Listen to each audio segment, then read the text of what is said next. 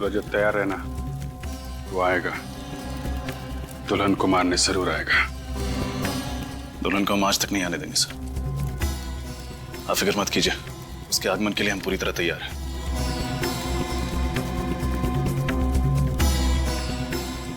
पंडित जी याद है ना, विघ्न आने पे कौन सा मंत्र पढ़ना है? जी साहब, मालूम है।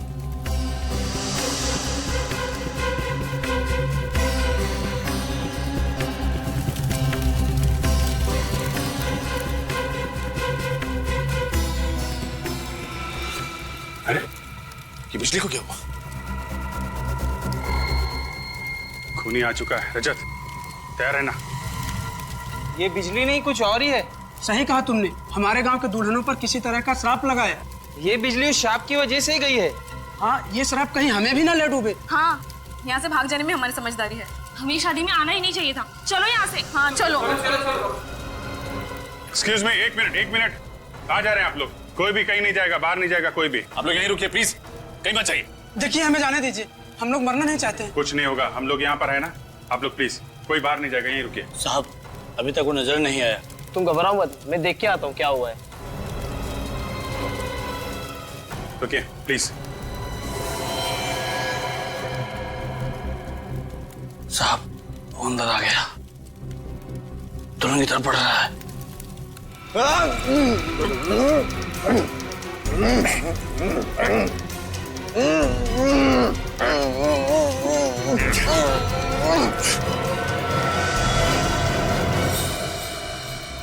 अरे, तुम दुल्हन नहीं हो?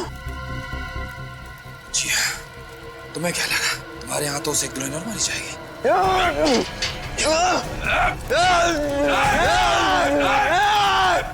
आगे मत आना, जला दूंगा।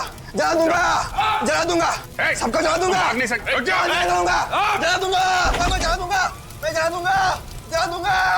जला दूंगा।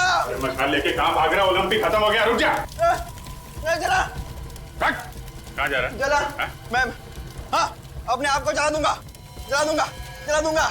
अपने आप को जला लेगा? मैं अपने आप को जला सकता हूँ। मनीष और धीरज, जिसने गांव की इतनी मासूम दुल्हनों को मौत के घाट उतारा है, सोनिका का और पंडित जगनलाल का खून क्या ऐसा अपराधी, क्या लगता है रजत अपने आप को जला पाएगा? नहीं सर, इसकी शक्ल देख के तो नहीं लगता। क्या बात कर रहे हो? आप लोगों को मेरी बातों पर यकीन नहीं आ रहा है? मैं खुद को जला सकता हूँ। अच्छा ठीक है, जला ले। देखो, निकल गई सारी हवा। मैं अपने आप को पूरी तरह से जला दूंगा, सर से पांव तक जला दूंगा। नहीं सर, मुझे नहीं लगता ये अपने आप को जला सकता। देखिए, माथे पे तो पसीना आ चुका है। और इसके पैर भी कांप रहे हैं। जलाऊं तुझे? जलाऊं?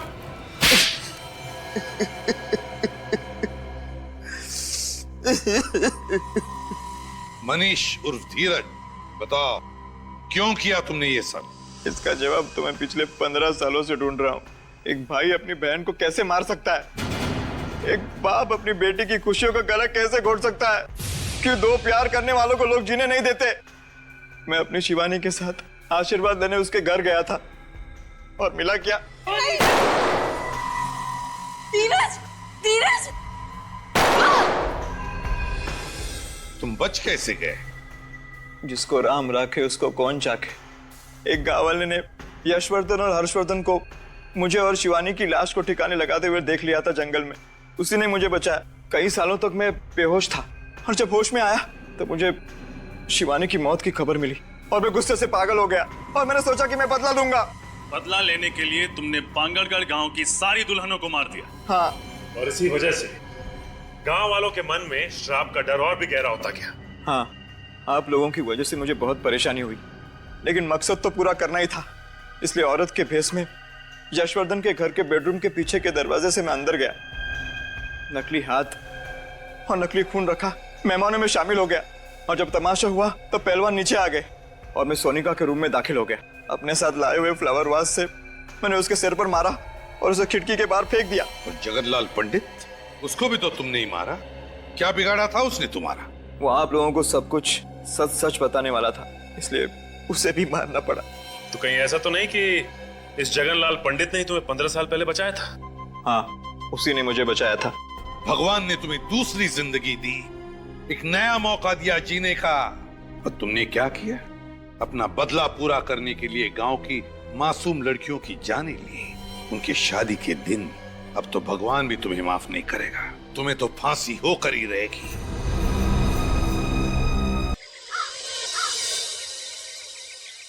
सजावट में सबसे अच्छे फूल लगाना, पूरी हवेली महकनी चाहिए, किसी भी चीज की कोई कमी नहीं होनी चाहिए। आखिर हमारी बेटी की शादी है। सरपंच जी, आप चिंता ना करें। और हाँ, मेहमानों का खास ख्याल रखना। तुम जाओ बादाम का दूध और शरबत ले आओ। ठीक है। अरे वीना, क्या हुआ? तुम बहुत डरी हुई लग रही है। भाई आज तो तुम्हें खुश होना चाहिए, तुम्हारी बेटी सुहागन होने जा रही है। अपनी बेटी की ब्याह के लिए जितने सपने संजोए थे, सब के सब आज सच होने जा रहे हैं। तो फिर मेरी चिंता का कारण आप अच्छी तरह से जानते हैं। मुझे भी इस बात की चिंता है, लेकिन तुम डरो मत। मैंने सबको चौकन्ना कर रखा है। 2 पहलवानों को बंदूकों के साथ सोनिका के कमरे के बाहर तैनात कर दिया है। इस विवाह में कोई अड़चन नहीं आएगी, मुझ पर भरोसा रखो। भगवान करे सब ठीक ठाक हो जाए और मेरी बेटी सोनिका के जीवन में कभी भी कोई अड़चन ना आए। आप क्या सोच रहे हैं? मीना, मैं सोच रहा था हमें सीआईडी की मदद ले लेनी चाहिए। एक बार तो उन्हें इत्तला कर देना चाहिए। हाँ, ये बिल्कुल ठीक कह रहे हैं आप। मैं अभी सीआईडी की ऑफिस जाता हूँ। लेकिन यहाँ पर सारी चिंता मत करो, यहाँ पर किसी को कुछ पता नहीं चलेगा।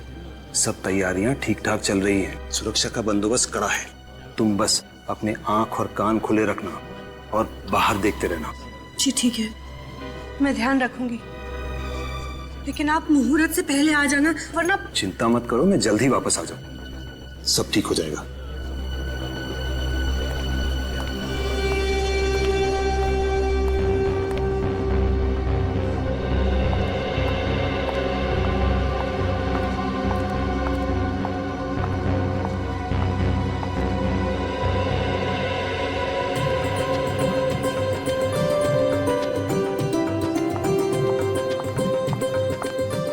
हे भगवान, ये टोकरी कौन यहाँ छोड़ गया है?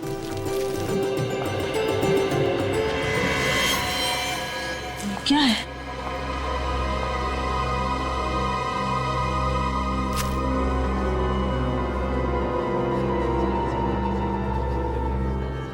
ये खून?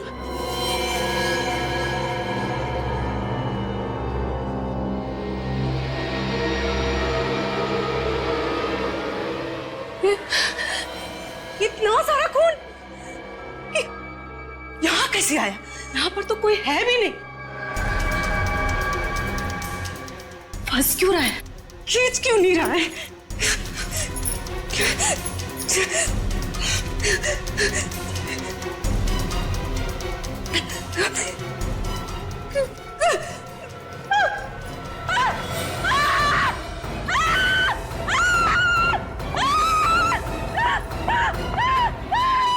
क्या हुआ? इतना चिल्ला क्यों रही हो? वो इस कमरे में। कमरे में? अंदर। क्या है कमरे में? अरे क्या हुआ? क्या हुआ? इतना शोर क्यों मचा रखा है? ये कह रही है कमरे में कुछ है। कमरे में कुछ है? क्या है कमरे में? आप लोग खुद ही चलकर देख लीजिए। अरे ऐसा क्या है कमरे में?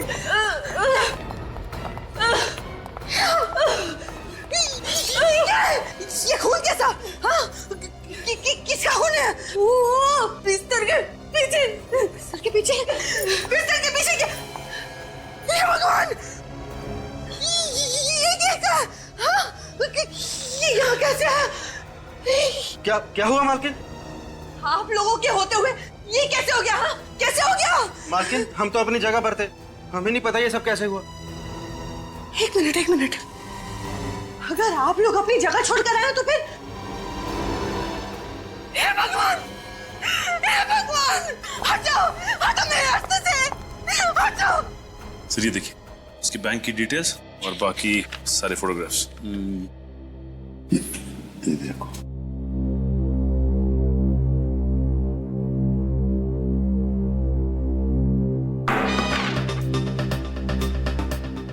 ये पेपर पढ़ने की जगह है। सॉरी। सॉरी क्या? चेहरा लटका क्यों है तुम्हारा? क्या हुआ? प्रॉब्लम है? पता नहीं सर, आजकल आदमी का दिमाग किस तरह से चल रहा है, किस हद तक सोच सकता है आदमी, उसकी सोच की तो कोई सीमा ही नहीं है। फ्रेडी, तुम कहना क्या चाह रहे हो? आजकल इस दुनिया में हर देश, हर शहर, हर गली, हर नुक्कड़ पे दहशत है। लोग एक दूसरे के खून के प्यासे होते जा रहे। जातीयवाद के नाम पे दंगे फसाद हो रहे सर। पहले तो आम आदमी आतंकवाद और बम विस्फोट से डरता था, अब तो आम आदमी का सबसे बड़ा दुश्मन बनता जा रहा है सर। पता नहीं किसके दिमाग में कब क्या आ जाए, अचानक उसका दिमाग खराब हो जाता है और 1 मिनट में सैकड़ों लोगों को गोलियों से छलनी कर देता है सर। अगर आदमी किसी और चीज से नहीं मरा ना सर, तो अपनी गंदी सोच की वजह से जरूर मर जाएगा। फ्रेडी, जो तुम कह रहे हो ना, सिर्फ उतना ही नहीं, इस दुनिया में अच्छाइयां भी है, समझे? ये दुनिया अब भी और आज भी उतनी ही खूबसूरत है, समझे? रो मत। हाँ? सर जी, मेरी मदद करो प्लीज। किस तरह की मदद? और आप है कौन? जी, मैं बंगरगढ़ गांव का सरपंच यशवर्धन हूँ। लेकिन किस तरह की मदद चाहिए आपको? दरअसल आज इस वक्त मेरे गांव बंगरगढ़ में मेरी बेटी सोनिका की शादी की तैयारियां चल रही हैं। सरपंच जी, आपकी बेटी की शादी है, ये तो बड़ी खुशी की बात है? तो इसमें हम क्या मदद कर सकते हैं? सर, मैं चाहता हूं कि आप लोग मेरे साथ मेरे गांव बंगरगढ़ आए, ये देखने के लिए कि शादी में सब कुछ ठीक ठाक चल रहा है या नहीं। एक मिनट सरपंच जी, कहीं आप हमसे हिफाजत तो नहीं चाहते? जी देखिए, ये हिफाजत वाला काम हम लोग नहीं करते हैं। जी मैं जानता हूँ, मगर मैंने आप लोगों के बारे में बहुत सुना है, बड़ी उम्मीदें लेके आया हूँ आप लोगों के पास।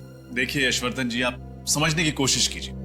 अच्छा जी, तो इतना कीजिए कि आप लोग मेरे साथ मेरे गांव आइए, मेरी बेटी सोनिका की शादी में शामिल होइए, खाइए पीजिए, शादी का आनंद लीजिए, बस इतनी विनती है आपसे।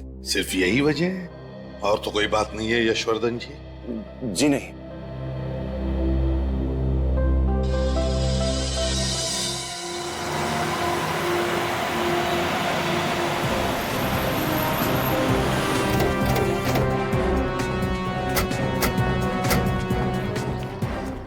आइए, अंदर आइए। चलिए।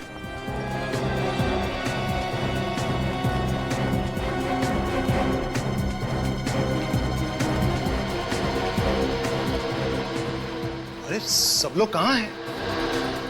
वही तो है? हो क्या रहा है यशवर्धन जी? आप तो कह रहे थे कि शादी की तैयारियां चल रही है, फिर बाकी के लोग कहाँ हैं घर के? मैं भी यही सोच रहा हूँ सर, सब गए कहाँ? मेरा परिवार, रिश्तेदार, सारे मेहमान, कर्मचारी। जब मैं यहाँ से निकला था तो पूरे घर में चहल पहल थी। हे भगवान, मेरी बच्ची। ये आवाज, ये तो किसी की रोने की आवाज है। लगता है घर के पीछे से आ रही है, चलो देखते हैं। हाँ, ये आवाज घर के पीछे से ही आ रही है। हे भगवान, मेरी गैरहाजिरी में कहीं कोई अनर्थ तो नहीं हो गया? यहाँ से आइए। हे भगवान, यहाँ पर सोनिका! अरे हे भगवान! सोनिका, सोनिका, सोनिका, ये क्या हो गया? आपने आने में बहुत देर कर दी। हमारी बच्ची सोनिका में हमेशा के लिए छोड़कर चले गए। आप जरा प्लीज पीछे हटिए। सोनिका!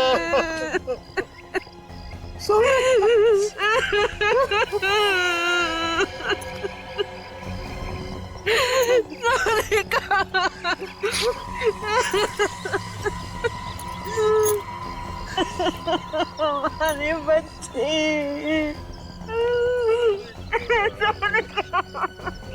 लगता है किसी ने ऊपर से इसे धक्का दिया है। वही तो, सिर के पीछे वार करने के बाद फिर ऊपर से नीचे क्यों फेंका?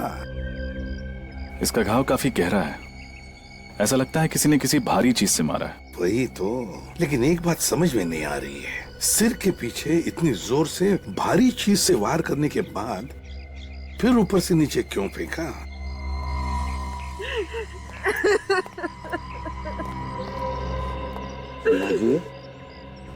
देखिए, मैं समझ सकता हूँ कि ये सही वक्त नहीं है आप लोगों के साथ कुछ बात करने का या सवाल पूछने का, मगर अगर हमें खोनी को पकड़ना है तो आपको थोड़ी सी हिम्मत रखनी पड़ेगी, हमारे सवालों का जवाब देना पड़ेगा। एक बात बताइए, जब यशवर्धन जी हमें बुलाने आए थे उस वक्त, मतलब यहाँ से हमारे पास आकर फिर हमारे साथ आने के बीच में क्या हुआ था घर में? सब कुछ इतना जल्दी में हो गया कि कुछ पता ही नहीं चला। पहले कमरे में वो खून, उसके बाद वो कटा हुआ हाथ, उसके बाद सोनिका के कमरे में ऊपर गई तो फिर दरवाजा तो खुला, सोनिका, कमरे में कोई नहीं। सोनिका, कहाँ चली गई मेरी बच्ची? सोनिका, खिड़की की तरफ क्यों जा रहा है खून? सोनिका! यशोवर्धन जी, आपकी गैर हाजिरी में बहुत कुछ हो गया है। अगर मैं घर छोड़कर गया ही नहीं होता तो ये सब कुछ नहीं होता। हम आपका दुख समझ सकते हैं।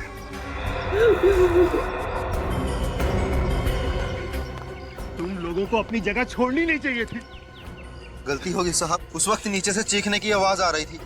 साहब उस समय समझ में नहीं आ रहा था कि हम क्या करें। हमें ऐसा लगा कि नीचे हमारी ज्यादा जरूरत है, इसलिए हम नीचे चले गए साहब।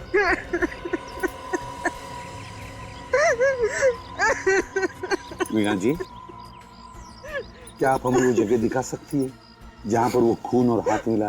प्लीज। जी। इस तरफ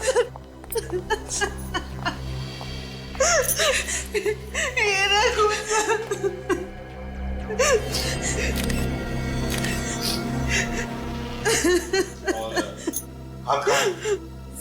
वो रहा।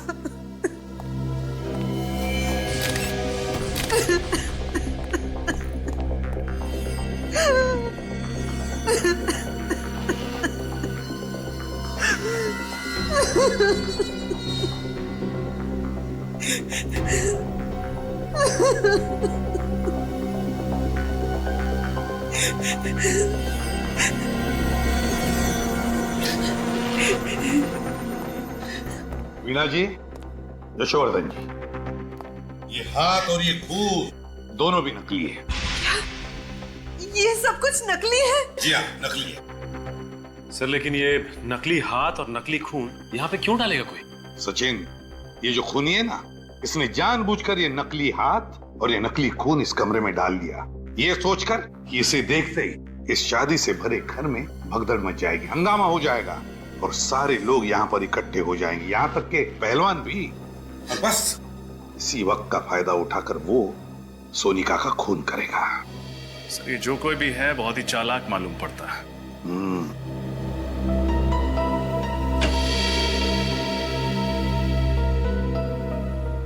तो लगता है खूनी पीछे के दरवाजे से अंदर आया है। हाँ सच। अच्छा ये बताइए कि जब आप कमरे के अंदर आई तो क्या दरवाजा खुला हुआ था? हाँ साहब, खुला हुआ ही था। लेकिन उसे अंदर आते हुए किसी ने देखा कैसे? तो किसी ने तो देखा होगा। मैंने तुम लोगों को कितनी बार कहा था कि घर के सारे खिड़की दरवाजे हमेशा बंद रखो। यशोवर्धन जी प्लीज, आप जरा शांत हो जाइए और चलिए हमें सोनिका का कमरा दिखाइए। ये रहा कमरा।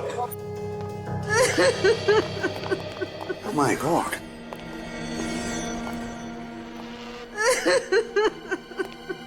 क्या हुआ है यहाँ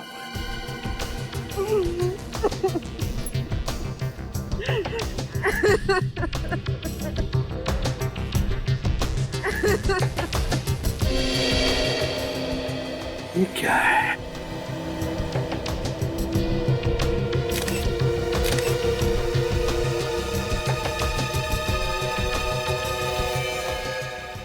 किस कपड़े का टुकड़ा है ये तो मेरी बेटी सोनिका की साड़ी का टुकड़ा है। माय गॉड, सोनिका की साड़ी का टुकड़ा।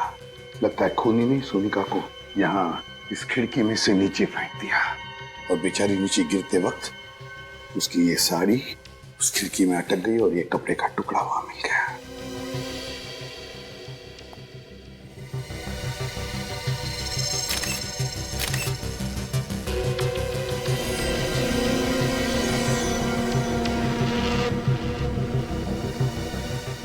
सर ये खून लगा हुआ वास उधर कबोर्ड के नीचे। खून लगा हुआ वास? मीना जी, क्या ये वाज आपके घर का है? नहीं सर, ये हमारे घर का नहीं। नहीं जी नहीं। तो इसका मतलब है खूनी ये वाज बाहर से लेकर आया और फिर इसी वाज से सोनिका के सिर पर पीछे से वार कर दिया। हे भगवान, हम गांव वालों से क्या गलती हो गई? कैसा श्राप दे दिया तूने? हमारी बेटी को भी खा गया ये श्राप। एक मिनट यशोवर्धन जी, क्या कहा आपने? श्राप? कैसा श्राप? किस श्राप की बात कर रहे हैं आप यशोवर्धन जी? होता क्या है इस श्राप से, जरा बताइए। इस श्राप की वजह से जिस दिन हमारे गांव में किसी भी लड़की की शादी होती है, उसी दिन उस लड़की की मौत हो जाती है। ऐसा होता है इस श्राप से? कब से सिलसिला चल रहा है इस श्राप का? ये कई सालों से। इस श्राप की वजह से हमारे गांव में किसी भी लड़की को शादीशुदा जिंदगी का सुख नसीब नहीं होता। हमारे गांव में हर पिता, हर भाई डर डर के जीता है। आप लोग सच में श्राप जैसी चीजों पर यकीन करते हैं? जी। ये बिल्कुल सही कह रहे हैं। हमारे गांव में इस तरह की वारदातें कई सालों से हो रही हैं। हाँ साहब, सरपंच जी बिल्कुल सही कह रहे हैं। हमने कई बार देखा है दुल्हनों को अपनी नजरों के सामने दम तोड़ते हुए। ये आप लोग किस तरह की बातें कर रहे हैं? आज के जमाने में इस तरह की बात कोई मानता है क्या? देखिए, आप लोगों की सोच आपकी जगह सही है और हमारी सोच हमारी जगह सही है। किसी भी सोच को सही या गलत करार नहीं दिया जा सकता। अच्छा चलो, मान लिया, लेकिन ये जो भी श्राप वाप है, इसकी वजह क्या है? क्या है वजह इसके पीछे? ये एक रहस्य है जिसके बारे में किसी भी गांव वाले को कुछ पता नहीं। कोई भी नहीं जानता, और फिर भी आप लोग विश्वास कर रहे हैं इस पर? यशोवर्धन जी, आपसे एक आखिरी सवाल पूछता हूं मैं। अगर आपका इतना विश्वास है इस श्राप पर, तो फिर आपने अपनी बेटी की शादी इसी गांव में क्यों की? कहीं और जगह जाकर करवा देते? बताइए। हम कभी नहीं करना चाहते थे, लेकिन सोनिका की जिद थी कि अगर उसकी डोली उठेगी तो इसी गांव से, इसी घर से उठेगी। उसकी जिद के आगे हमें झुकना पड़ा और हमने शादी की तैयारियां भी शुरू कर दी। हमने उसे बचाने की हर कोशिश की, लेकिन ये श्राप हमारी बच्ची को निकल गया। नहीं वीणा जी, देखिए, ये श्राप वाप कुछ नहीं होता, सब झूठ है ये। मेरी बात पर यकीन कीजिए, इसके पीछे कोई और है, कोई ऐसा शख्स जो सालों से आप में दहशत फैला रहा है इस श्राप के आड़, समझा? और हमें यही पता लगाना है कि है कौन ये, और हम पता लगा कर रहेंगे ही। एक बात बताइए, आपकी बेटी की शादी की तैयारियों की कोई वीडियो रिकॉर्डिंग वगैरह की है आपने? जी हाँ, है। तो ये वीडियो रिकॉर्डिंग हमें दीजिए। और सचिन, पता लगाओ इस गांव में ऐसी कितनी लड़कियां हैं, कितनी दुल्हनें जिनकी इस तरह की मौत हुई है, और उनके बारे में पूरी जानकारी निकालो। सर, मिल गया सचिन जानकारी, सीडी सब कुछ? हाँ सर, सीडी भी मिल गई है और शादी की जानकारी भी। वेरी गुड, लगाओ सीडी जल्दी। दया, कुछ तो जरूर पता चल जाएगा सारा चक्कर क्या है। सर, मुझे तो लगता है ये सारे खून उसी श्राप की वजह से हो रहे। चुप रहो फ्रेडी।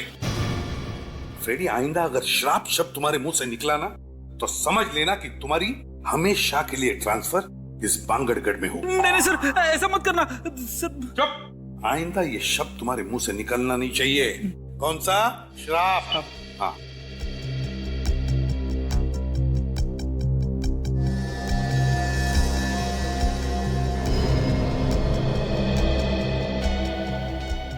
ये देखो, ये नौकरानी बाहर आ गई।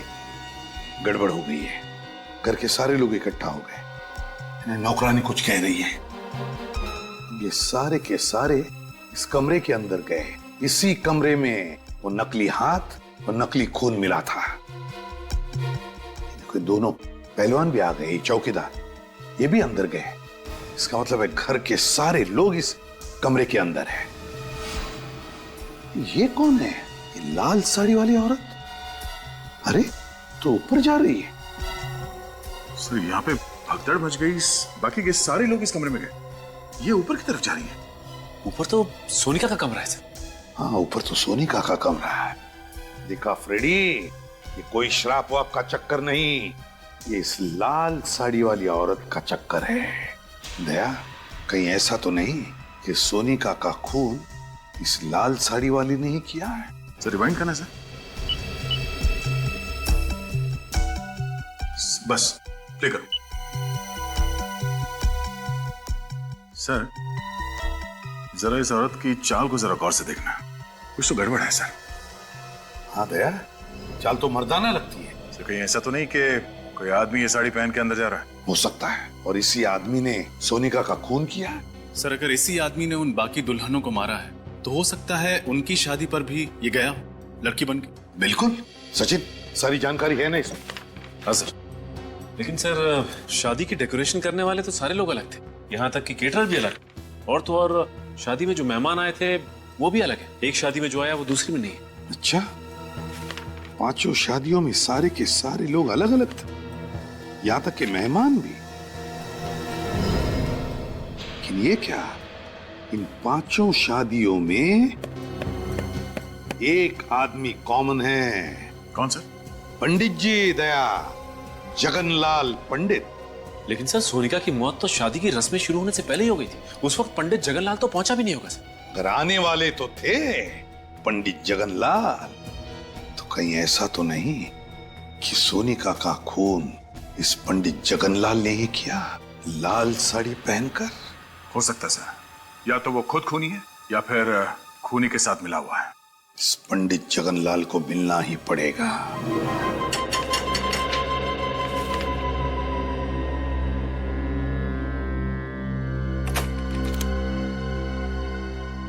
आप लोग सीआईडी से है ना? आइए। बड़ी जल्दी पहचान लिया आपने। हाँ वो तो है, छोटा सा गांव है ना, मगर सीआईडी वाले हमारे द्वार। कहिए क्या समस्या है? सब कुछ कुशल मंगल तो है ना? पंडित जी, अगर सब कुछ कुशल मंगल होता तो हम लोग यहाँ पे नहीं आते। वैसे आप तो जानते ही होंगे ना कि आपके ही गांव की एक लड़की सोनिका, उसका खून हो गया। हाँ मैं जानता हूँ, बहुत बुरा हुआ। सोनिका बिटिया को मैं बहुत अच्छी तरह से जानता था, मैं ही उसकी शादी करवाने वाला था। ये हम जानते हैं पंडित जी। आप ये बता सकते हैं कि सोनिका का खून किसने किया होगा? देखिए श्रीमान, हम पंडित हैं, हमारा काम रिश्ते जुड़वाना और शादियां करवाना है, बाकी किसी चीज से हमारा कोई संबंध नहीं है। तो पंडित जी, आप ये भी नहीं जानते होंगे कि अब तक आपके गांव में जितनी भी दुल्हनों की हत्या हुई है वो किसने की? नहीं श्रीमान, उन लड़कियों का भी खून किसने किया और क्यों किया, इस बारे में मुझे कुछ पता नहीं है। ये सारी बातें मेरी समझ से परे है। लेकिन पंडित जी, हमारी समझ में कुछ कुछ आ गया है। फिलहाल अभी हम लोग जा रहे हैं, लेकिन आपको परेशान करने दोबारा आएंगे। जी जरूर। अब बर्दाश्त नहीं हो रहा है, बहुत हो गया, अब मुझे बात करनी पड़ेगी। हेलो, बात करिए उससे मेरी। हाँ हाँ उसी से। देखो सीआईडी वाले आए थे मेरे घर पर, पूछताछ कर रहे थे। देखो बर्दाश्त नहीं होता मुझसे। हाँ ठीक है, मैं मिलने आ रहा हूँ तुमसे, पर आखिरी बार। इधर ही आ रहा है।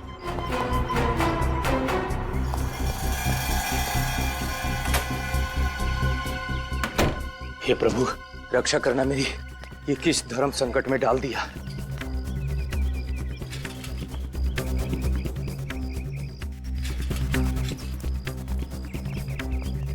आज तो उसे मुझे बताना ही पड़ेगा। एक पंडित के घर में सीआईडी, और इस सालों की कमाई इज्जत खाक में मिल जाएगी। समझ जा पंडित, मैं तो उससे मिलना ही नहीं चाहता हूँ। आज दूध का दूध, पानी का पानी हो ही जाएगा। आज उससे मैं कह ही दूंगा कि तुम्हारे पाप के किसी भी भागीदार बनने वाला नहीं हूं मैं।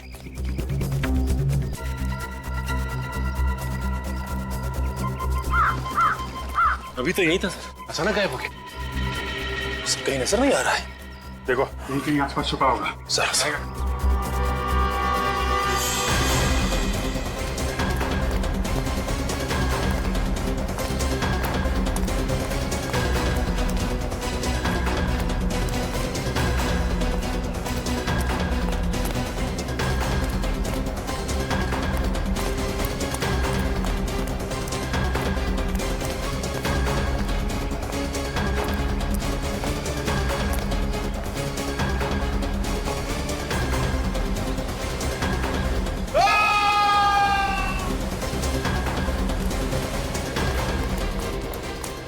कहीं जगनलाल की आवाज तो नहीं थी? सर आवाज यही कहीं से आई, इस तरफ। अरे यहाँ तो भीड़ जमा है। जगनलाल के साथ? एक्सक्यूज मी, प्लीज हटिए, प्लीज हटिए हटिए हटिए, हमें तहकीकात करने दीजिए। और हाँ, किसी भी चीज को हाथ मत लगाइएगा। हे भगवान, इस शापित गांव के एक लौते पंडित को भी आपने उठा लिया, अब क्या होगा हमारा? कल ही तो इन्हें मैं मंदिर के बाहर मिला था। सर खूनी ने चाकू पीठ में लगा छोड़ दिया है। सर लगता है खूनी ने चाकू फेंक के मारा होगा और भाग गया। अजीब सी बात है सर, एक गांव के पंडित को कोई क्यों मारना चाहेगा? अजीब बात तो इस गांव की हर एक चीज है, एक के बाद एक खून होते जा रहे हैं। पर खूनी इतनी जल्दी जगनलाल को मार के कहां भाग गया?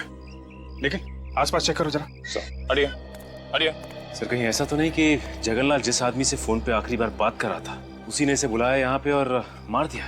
जगनलाल को उसके इरादे पर शक नहीं हुआ होगा कि वो उसका खून करने वाला है। हाँ सर, इसने सीआईडी के आने की खबर दी होगी और उस आदमी ने इसका हमेशा के लिए मुंह बंद कर दिया। इसका मतलब सिर्फ हम ही नहीं, वो खूनी भी इन गलियों में भाग रहा था इस जगनलाल के पीछे। मौका पाते ही उसने चाकू मारा और भाग गया। हाँ सर, ये जो कोई भी है काफी चालाक आदमी है। सर हाँ सर, आसपास कुछ भी नहीं मिला। अच्छा, इसका थैला चेक कर लेना।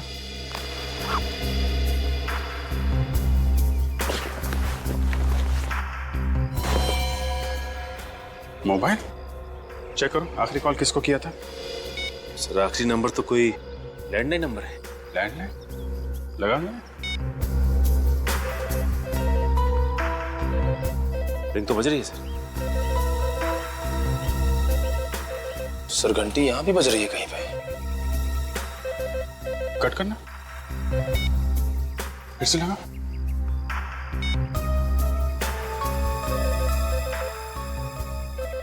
घंटी की आवाज तो यहीं से आ रही है। इसका मतलब ये नंबर यहीं आसपास का है। चलो देखते हैं। निकल, बॉडी को फॉरेंसिक लैब भिजवा दो। सर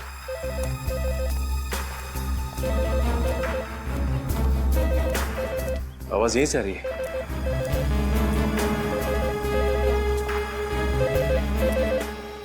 रिंग यहाँ बज रही है सर। तो इस पीसीओ पे पंडित जगनलाल ने फोन किया था, लेकिन किसके लिए? दुकान वाला जानता होगा सर। दुकान वाला कहीं नजर नहीं आ रहा। दुकान खुली छोड़कर कहाँ जा सकते हैं? सचिन, गांव में ऐसा ही होता है, लोग एक दूसरे पे भरोसा करते हैं। हाँ सर, लेकिन अब पता कैसे लगेगा कि जगनलाल ने किसके लिए फोन किया था यहाँ पे? जी साहब, कुछ ये साहब। तुम इस दुकान के मालिक हो? हाँ साहब। ये दुकान छोड़ के कहाँ चले गए थे? साहब वो घर पे गया था साहब। घर पे गए थे। यहाँ बगल में पंडित जगनलाल का खून हो गया और तुम घर पे क्या कर रहे थे? क्या साहब, पंडित जी का खून हो गया साहब? कितनी देर हुई दुकान छोड़ के गए? साहब 5 मिनट पहले गया था साहब मैं। 5 मिनट पहले? हाँ साहब। अच्छा ये बताओ कि 8-10 मिनट पहले यहाँ पे किसी का फोन आया था क्या? हाँ साहब, थोड़ी देर पहले पंडित जी का फोन आया था मनीष बाबू के लिए साहब। मनीष बाबू? कौन है ये मनीष बाबू? साहब वो जो घर दिख रहा साहब, साहब वहीं पे रहता साहब वो। अच्छा मनीष, ये मनीष बाबू का फोन अक्सर यहाँ पे आता रहता है क्या? हाँ साहब, उन्होंने बोल के रखा साहब कि जब भी उनका फोन आया तो उनको बोल देना, तो बोल देता था साहब मैं। कि उनके पास खुद का फोन या मोबाइल नहीं है क्या? नहीं साहब, जहाँ तक मैंने देखा है उनके पास खुद का मोबाइल फोन नहीं है साहब। जब भी फोन करना होता साहब वो मेरे पास ही आते साहब। अभी होंगे मनीष बाबू घर पे? हाँ साहब, ज्यादातर वो घर पे रहते साहब। क्या दिखाओ घर की जगह। चलिए साहब। साहब यही है मनीष बाबू का घर साहब। यहाँ पे तो ताला लगा हुआ है। जगनलाल का खून करके फरार हो गया। ये आदमी हाथ कैसे लगेगा सर? एक काम करते हैं, घर की तलाशी लेते हैं। खोलो ताला।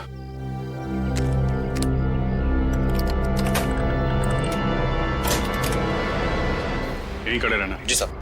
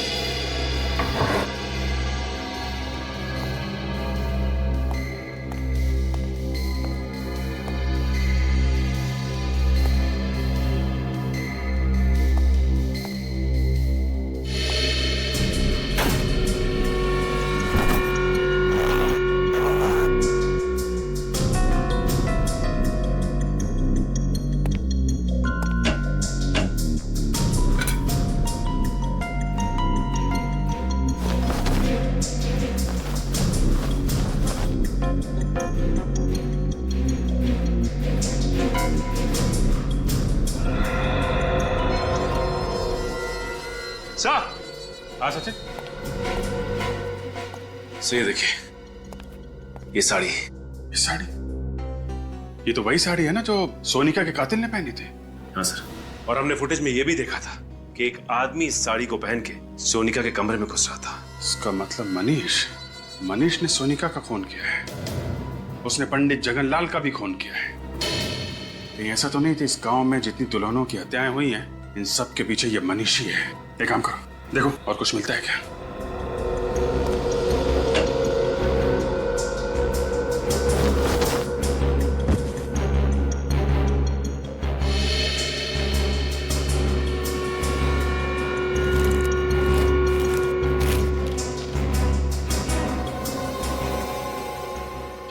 आदमी और ये औरत, ये फोटो, सर इस औरत को मैंने कहीं देखा है। देखा? कहाँ देखी है? याद करो सर।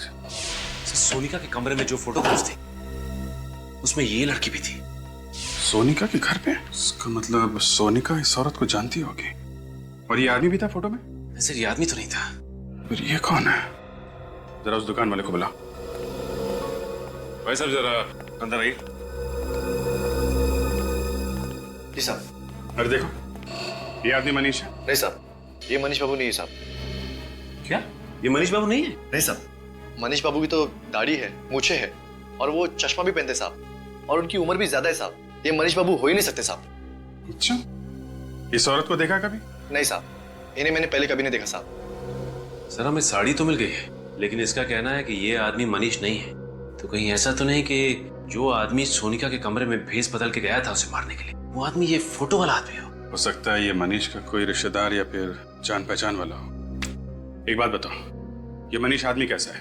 मनीष बाबू को इस गांव में आए हुए 1 साल हुआ है। मैं उनके बारे में इतना कुछ नहीं जानता साहब। वो यहाँ पे अकेले रहते थे या इनके साथ कोई और भी रहता था? हाँ साहब, अकेले रहते थे साहब। अकेले? हाँ साहब। किसी को देखा यहाँ पे आते जाते उनसे मिलते? नहीं साहब, मैंने किसी को उनके घर पे आते जाते नहीं देखा साहब। ठीक, तुम जा सकते हो। अगर इस औरत की फोटो यशवर्धन के घर में है तो यशवर्धन इस औरत के बारे में जरूर जानता होगा। चलो यशवर्धन से मिलते हैं।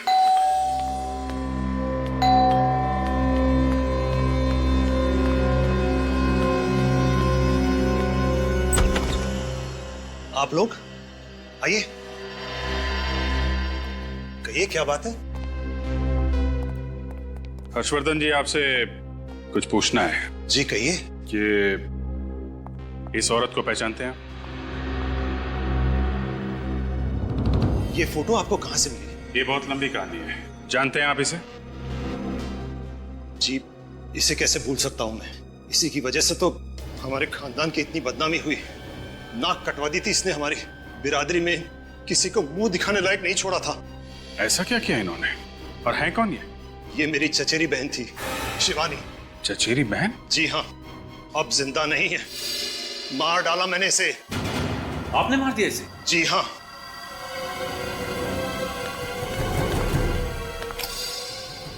इसी बंदूक से मारा था मैंने उसे 15 साल पहले। क्यों? क्यों मारा आपने? शिवानी को धीरज से प्यार हो गया था और धीरज हमारी बिरादरी का नहीं था। और धीरज ये है? जी हाँ, यही है धीरज। इसी को लेकर आई थी यहाँ, मुंह काला करके, लाल टीका लगवाने, हमारा आशीर्वाद लेने। बाबा, ये धीरज है। इससे शादी करके मैं अपनी पूरी जिंदगी इसके साथ बिताना चाहती हूँ। शिवानी, इसे जीवन बिताना नहीं, जीवन बर्बाद करना कहते हैं। ये क्या कह रहे हैं आप? बेशरम, तू हमारे खानदान का नाम बर्बाद करना चाहती है? बाबा, आप कैसे सोच सकते हैं कि मैं ऐसा कोई कदम उठा सकती हूँ? बाबा, धीरज बहुत अच्छा लड़का है, आपको भी बहुत पसंद आएगा। बाबा, मैं तेरी हिम्मत कैसी हुई ऐसी बात करने की? अगर मुझे पता होता कि तुम हमारे खानदान का नाम इस तरह रोशन करेगी तो मैं तुझे पैदा होते ही मार देता। बाबा, आप मुझसे ऐसे कैसे बात कर सकते? मैंने कभी सोचा भी नहीं था कि आप मुझसे इतनी घिनौनी बात करेंगे। तू मुझे समझाने की बात कर रही है? अरे समझना तो तुझे चाहिए बाबरी। हमारे खानदान में, हमारी जाति में, हमारी बिरादरी में बाहर के किसी लड़के से ना किसी ने शादी की है और ना कोई कर पाएगा। भैया, भैया आप कुछ समझाइए ना बाबा को। शिवानी, तुमने जो कुछ किया गलत किया। भैया, आप भी? हाँ, ये भी। हम सब तेरे खिलाफ हैं। सब अंधे हो चुके, आप सब अंधे हो चुके। आपके अहंकार और अंधविश्वास ने आपको अंधा कर दिया है। बाबा, धीरज दूसरी बिरादरी का हुआ तो क्या हुआ? वो अच्छा इंसान नहीं हो सकता। बाबा, मैं आपसे विनती करती, हमें अपना आशीर्वाद दे दीजिए, हमें अपना आशीर्वाद दे दीजिए। कभी नहीं, जब तक मैं सलामत हूँ कभी नहीं। लेकिन बाबा, वो शिवानी, इनके सामने अपने आंसू बहाने से कोई फायदा नहीं। चलो। बाबा, धीरज वो शिवानी, इनको अगर हमारी बात नहीं मानी तो ना सही, इनके आशीर्वाद के बिना हम अपनी नई जिंदगी शुरू करेंगे, अपना नया घर बसाएंगे। चलो। लेकिन कहीं नहीं जाओगे तुम। देखिए, आप लोग हमारा कुछ नहीं बिगाड़ सकते।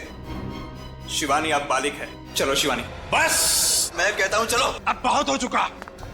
यशवर्धन, बंदूक लेकर आओ। ये क्या कर रहे हैं आप? यश नहीं, शिवानी आपकी बहन है। छोड़ो मुझे। गोली चलाओ, चलाओ गोली। यशवर्धन चलाओ गोली। धीरज, धीरज। यशवर्धन, हर्षवर्धन, लाशों को ठिकाने लगा दो।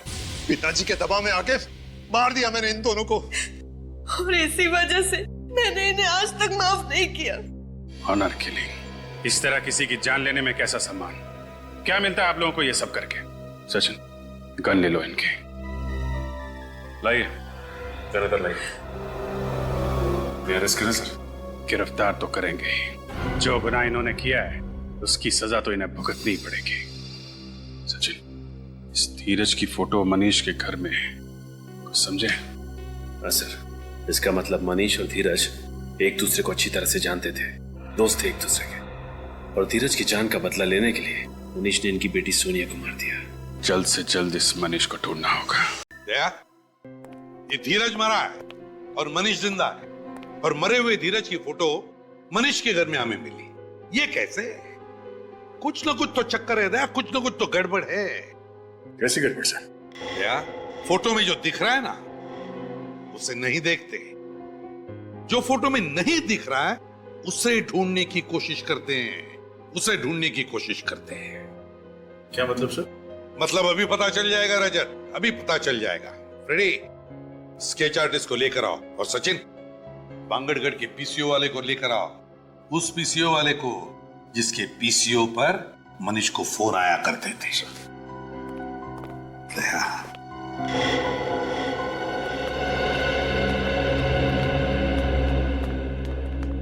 आइए। स्केच आर्टिस्ट को क्यों बुलाया? अभी पता चल जाएगा। ये चेहरा देखो, हम चाहते कि ये चेहरा बनाया।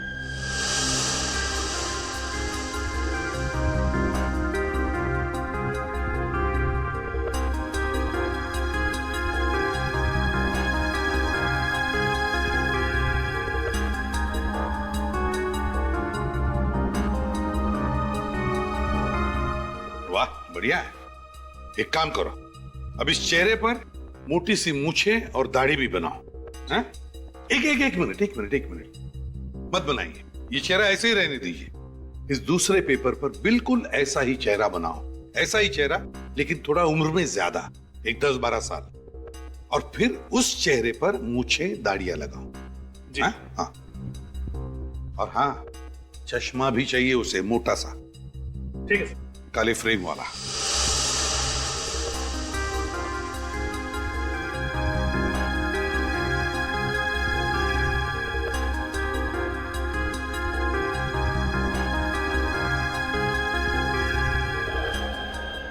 देखा दया, मेरा शक सही निकला। ये मनीष ही धीरज है? हाँ साहब, यही मनीष बाबू साहब। एक सेकंड, ये आदमी तो उस दिन भीड़ में था जब हमने सोनिका की लाश देखी थी। इसका मतलब है आज का मनीष मरा हुआ धीरज है। मगर सर, धीरज को तो गोली लगी थी, फिर वो बच कैसे गए? इसका मतलब धीरज कभी मरा ही नहीं, और मनीष बाबू बनकर सबकी आंखों में धूल झोंकता रहा। एग्जैक्टली। हमें किसी तरह से इस मनीष को पकड़ना होगा। मनीष उर्फ धीरज को ढूंढेंगे कैसे सर? ढूंढेंगे फ्रेडी, ढूंढेंगे। फिर से बांगड़गढ़ गांव में शादी होगी, दुल्हन सजेगी, और ये बाराती भी आए।